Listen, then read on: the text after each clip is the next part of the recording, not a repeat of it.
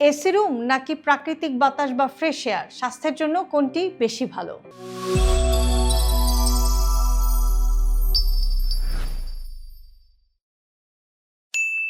সারাদিন এসি রুমে থাকেন নাকি জানলা খুলে প্রাকৃতিক বাতাসে থাকতে পছন্দ করেন? আসলে কোনটি আপনার শরীরের জন্য বেশি উপকারী? এসি রুমের সুবিধা। এসি গরমের কষ্ট কমায় এবং অনেকের জন্য কাজ করা এবং ঘুমানো আরামদায়ক করে তোলে। বিশেষ করে তীব্র গরমে বা হিট স্ট্রোকের ঝুঁকি থাকলে এসি জীবন রক্ষাকারীও হতে পারে। কিন্তু সারাক্ষণ এসিতে থাকলে বাতাস শুষ্ক হয়ে যেতে পারে, ত্বক, চোখ এবং নাক শুষ্ক লাগতে পারে। যদি ফিল্টার পরিষ্কার না থাকে তাহলে ধুলাবালি এবং অ্যালার্জেন জমে শ্বাসকষ্ট বা অ্যালার্জির সমস্যাও বাড়তে পারে।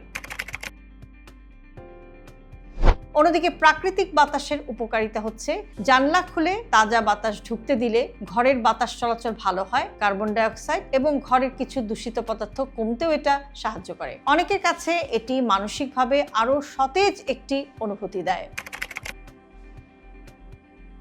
তাহলে সবচেয়ে ভালো উপায় কি? দুটির মধ্যে ভারসাম্য।